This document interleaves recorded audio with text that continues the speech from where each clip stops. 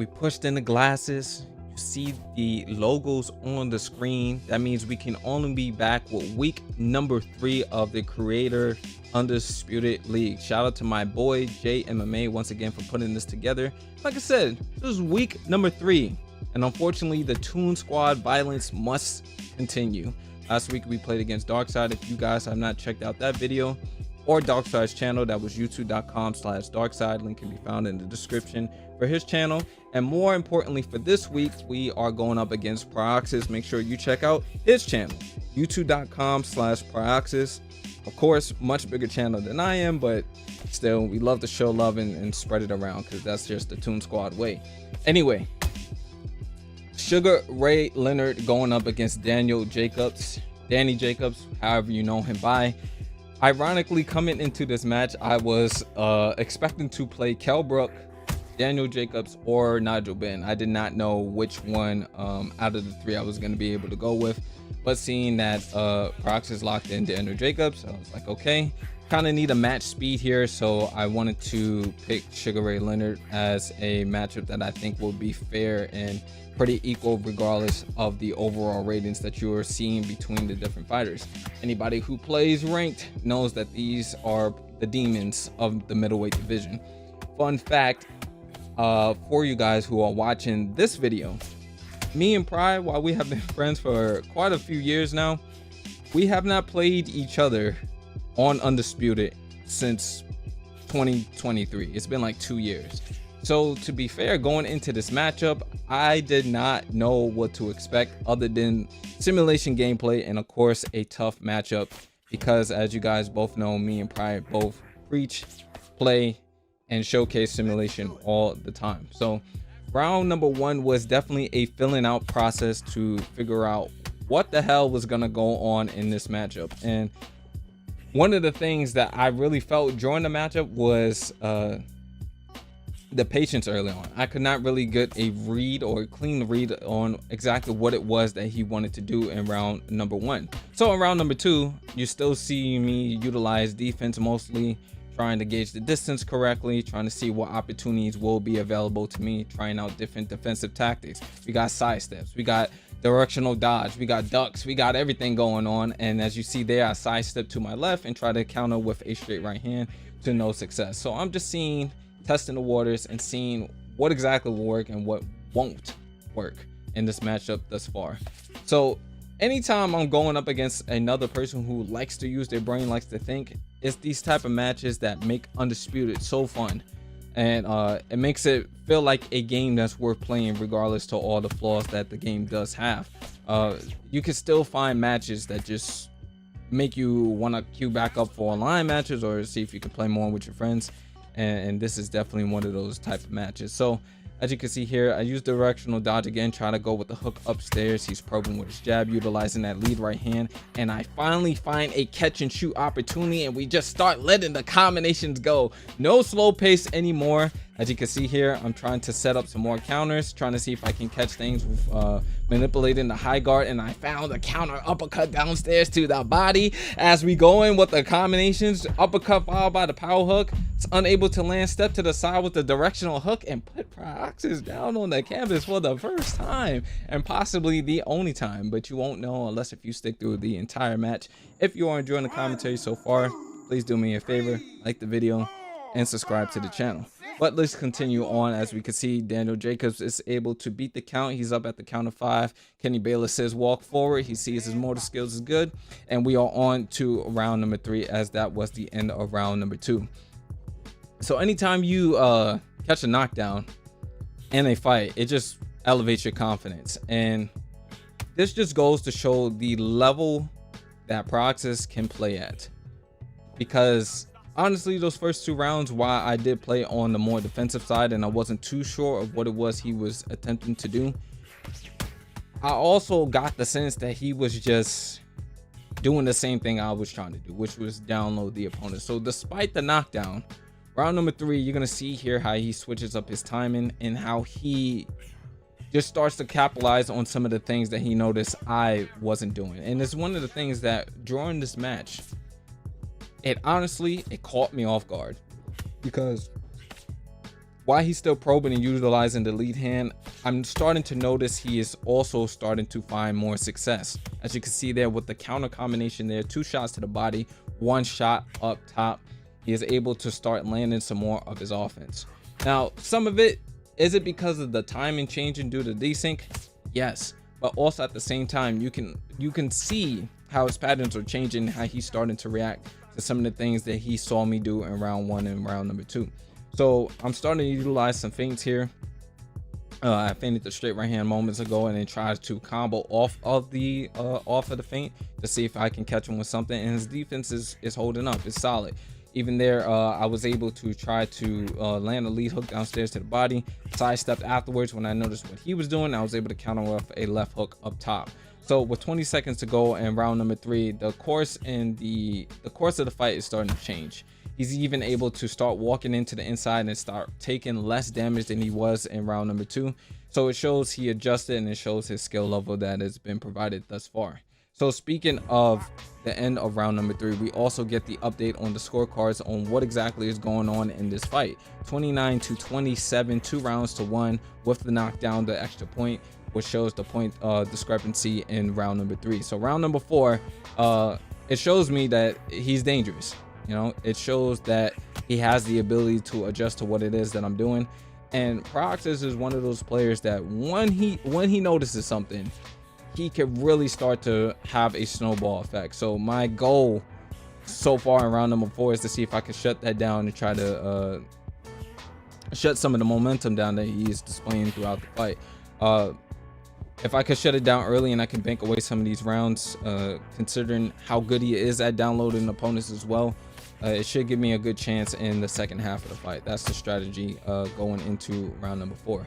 So he catches me with a counter left hook downstairs to the body. I noticed that is like one of his money shots.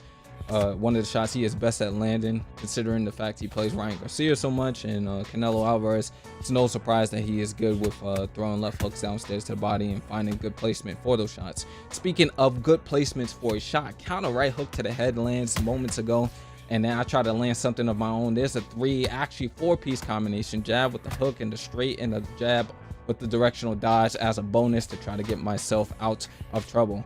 Walking in forward here, try to sidestep to my right, see if I can land the straight right hand, and we got high speed chess going on in round number 5. Double hooks upstairs to the body. I try to respond in kind, just probing now here. Counter combination comes through, unable to land successfully as most of those shots were blocked. And now you can see him going ahead and he's probing and he's looking for opportunities to land his combinations. Speaking of combinations, jab upstairs with the straight right hand downstairs to the body. One of his famous combinations you see a lot in his UFC videos. And there's the straight right hand with the left hook also downstairs to the body. Body, but no hooks. This time it was just straight with a hook. So round number 5, same thing, same kind of game plan here. I'm trying to, instead of utilizing the outside so much now, it's getting a little hectic now. It's getting a little bit more sweaty. I think we both got the reads that we expect from our opponents. So now it's time to see who's going to be able to throw the better combinations on the inside. Probing now with the jab, trying to work my way in. He says, you're not going to just work your way in for free. Shuts the door with a counter straight right hand downstairs. And I go ahead and find a counter opportunity of my own. I throw downstairs to the body and then I counter back upstairs.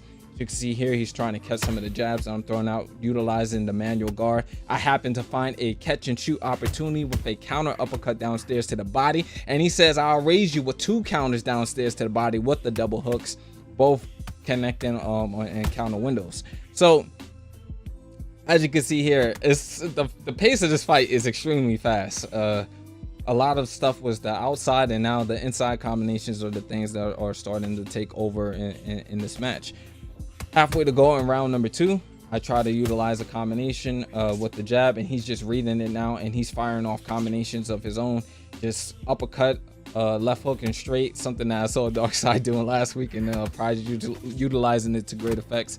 So that might be something I might need to sharpen up on my end, as I was getting caught with that combination quite a few times 2 weeks back to back. So I double up my jab, he sidesteps on the inside, and he evades one of them. The other shot was blocked. So I try to utilize some feint forward straights in order to close the distance and still make him respect anything that I'm coming with as well. And I found a counter straight downstairs to the body as a result finding the timing. So with 10 seconds left in round number 5, I found another counter to the head. This time it was the straight right hand. Catch him with the straight right hand yet again. And the desync is starting to pick up, so you're starting to see some of the hit reactions go off. But there's the bow, sign of respect as we move into round number 6. Jab comes in, closes the distance.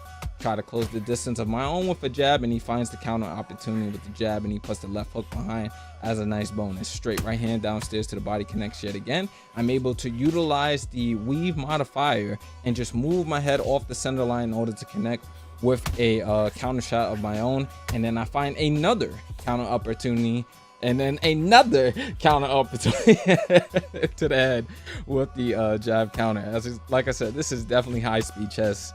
We both are finding good opportunities to counter each other. I utilize a directional back jab there just to create some distance, create a little bit of space. So there's a lot of skills going on. That jab, uppercut, left hook, jab, right uppercut, left hook also came out from prior moments ago.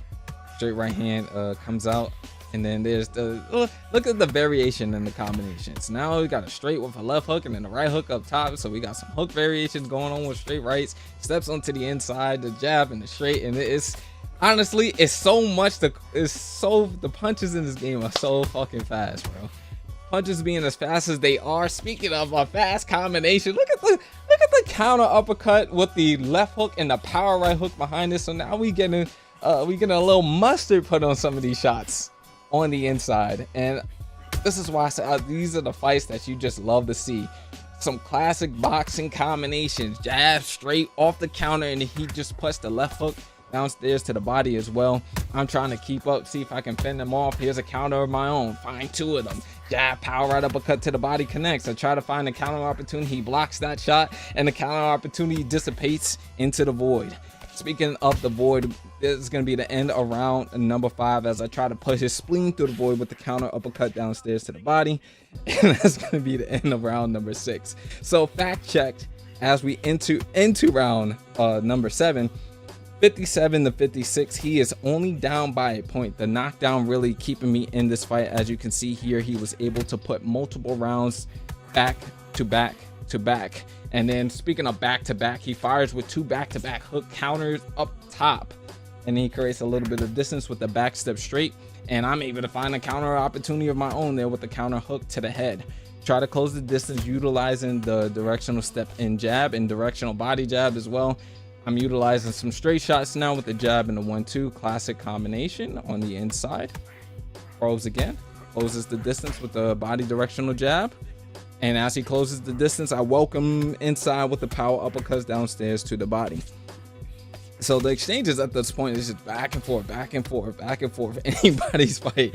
And Undisputed is one of those games where you can't necessarily be taught every single aspect. Is either you know how to throw them hands or you don't.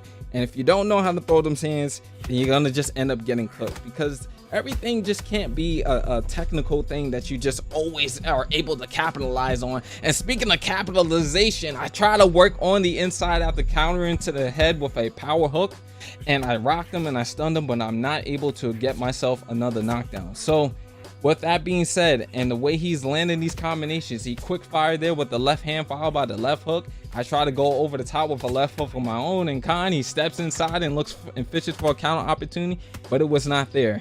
Pryor is up in the punch count for round number 7, so it's desperado time for me, because at this point that means it's all tied up. And speaking of it being all tied up, he tried to tie a knot onto the side of my face with the power straight counter up top. I try to find a counter opportunity of my own, but he slaps me in the face with a counter left hook, and that's going to be the end of round number 7. So with things all tied up here at round number 8, it's all about who wants it more.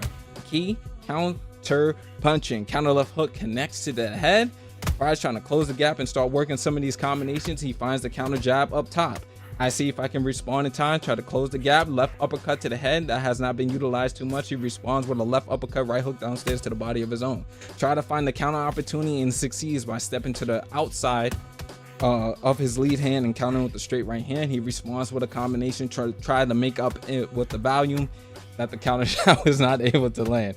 Power shot, I try to get one over the top with the power right hook. It was not able to land, but I do find a catch and shoot opportunity with the straight right hand. Left hook comes in, that's not able to land, but a counter left hook of his own does land, and I catch, but I don't shoot. I catch, but I don't shoot.